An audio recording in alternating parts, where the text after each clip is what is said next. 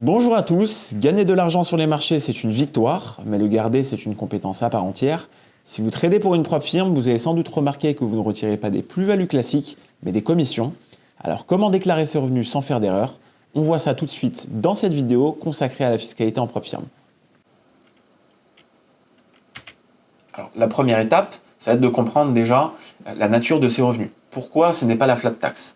Étant donné qu'en trading classique, c'est la flat tax qui va s'appliquer. Alors pourquoi là en propre firme, c'est différent. L'erreur classique, c'est vraiment de vouloir appliquer cette flat tax de 30%. Donc le problème en propre firme, c'est que vous n'utilisez pas votre capital. Enfin, c'est ça la grande différence. Légalement, vous ne faites pas de l'investissement. Okay, vous faites de la prestation de service. Vous fournissez une expertise en gestion à une société tierce contre une rémunération. C'est ça le concept des propres firmes. Vous achetez un compte, ce n'est pas votre capital. Donc c'est un revenu qui est professionnel, c'est pas une plus-value mobilière. Et c'est donc là qu'on va se poser la question, comment dois-je me déclarer? Est-ce que je me déclare en tant que micro-entreprise ou en tant que société? Voilà, donc la réponse en fait elle est assez simple. Pour débuter, le mieux c'est la micro-entreprise. Il n'y a pas de débat là-dessus. En France, ça va être sous le régime BNC, et c'est souvent la solution la plus simple. Okay, donc les démarches sont très légères, les cotisations sont proportionnelles à ce que vous allez encaisser.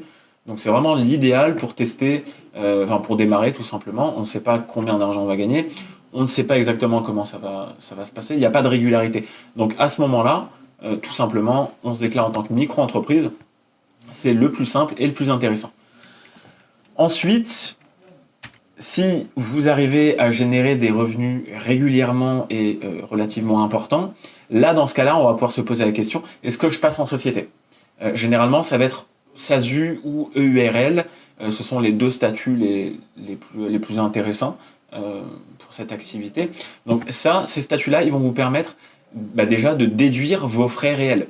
Okay, donc tout ce qui est abonnement, flux de données, les frais pour les plateformes, votre matériel, TradingView par exemple, même vos formations, vous allez pouvoir déduire les frais et les faire passer en tant que frais de société tout simplement.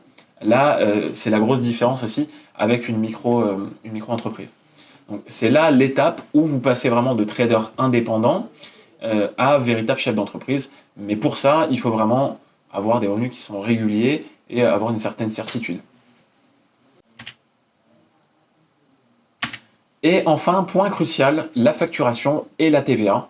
Alors, c'est très important de retenir ça. La plupart des propres firmes sont basées à l'étranger.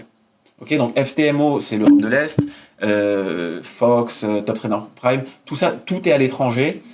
Et c'est très rare que vous trouviez une propre firme française. Je suis même pas sûr que ça existe d'ailleurs. Quoi qu'il en soit, quand vous allez émettre votre facture, il faut mettre la mention auto-liquidation de la TVA. Ça signifie que vous n'allez pas facturer de TVA à la propre firme, tout simplement parce que elle n'est pas en France. Donc c'est un point technique, mais c'est crucial. Sinon, ça vous ampute de 20%.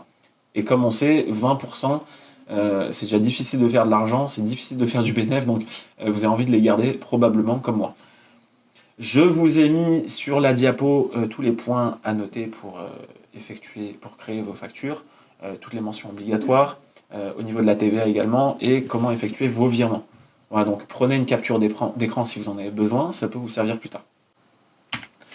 Pour conclure, donc, petite recommandation, la fiscalité, ça ne doit pas vous freiner, ok, il y a très peu de gens qui aiment ça, je suppose, mais par contre, ça doit être anticipé. Donc, si vous êtes sur cette vidéo, c'est que vous êtes déjà en train de le faire. Donc, mon conseil, c'est de mettre systématiquement 30 à 40% de vos payouts, de vos retraits, sur un compte séparé pour vos futures charges. Okay, gardez cet argent de côté de façon à ce que si vous avez besoin de le sortir, lorsque vous aurez besoin de le sortir, c'est déjà là. Vous ne vous retrouviez pas tout simplement en galère. Donc dès que vous devenez un petit peu régulier, prenez le temps, consultez un expert comptable spécialisé dans le numérique. C'est ces personnes-là qui vont vraiment pouvoir vous aiguiller, qui vont pouvoir faire en sorte d'optimiser un maximum votre fiscalité et de faire en sorte de perdre le moins d'argent possible. Okay, donc maintenant que vous savez comment sécuriser ces gains, reste une question, comment gérer le stress de trader avec ces gros montants? C'est ce qu'on va voir dans la prochaine vidéo sur la psychologie du trader financier. N'hésitez pas à vous abonner, laissez un pouce bleu et commentez avec plaisir, on répondra à toutes vos questions. Voilà, bonne journée à tous et on se retrouve très vite pour une nouvelle vidéo.